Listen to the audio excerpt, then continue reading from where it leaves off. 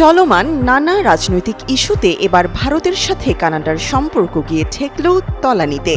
চলতি মাসের ১৫ থেকে ১৭ জুন কানাডায় অনুষ্ঠিত হবে G7 শীর্ষ সম্মেলন।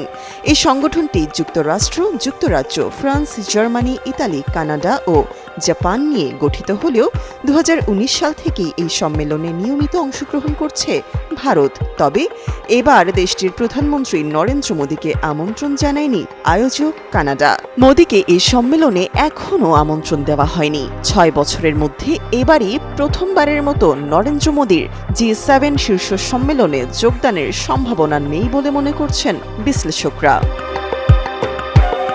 নরেন্দ্র মোদীকে এই সম্মেলনে আমন্ত্রণ না জানানোর পেছনে কারণ হিসেবে সামনে এসেছে দুদেশের সাম্প্রতিক টানাপোড়েন। কেননা ২০২৩ সালের সেপ্টেম্বরে কানাডার প্রাক্তন প্রধানমন্ত্রী জাস্টিন ট্রুডো ভারতের বিরুদ্ধে অভিযোগ তুলেছিলেন। তখন তিনি বলেছিলেন, খালিস্তানি বিচ্ছিন্নতাবাদী হরদেব সিং নিজ্জর হত্যার সঙ্গে ভারতীয় সরকারি এজেন্টরা জড়িত।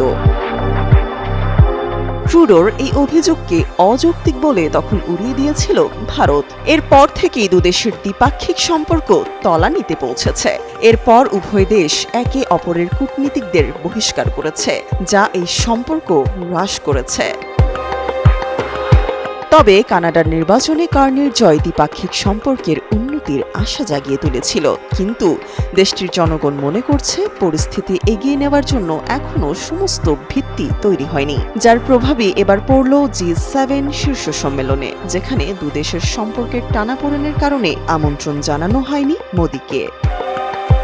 তামান্না তাবাসসুম শ্রেয়া, যুগান্তর নিউজ।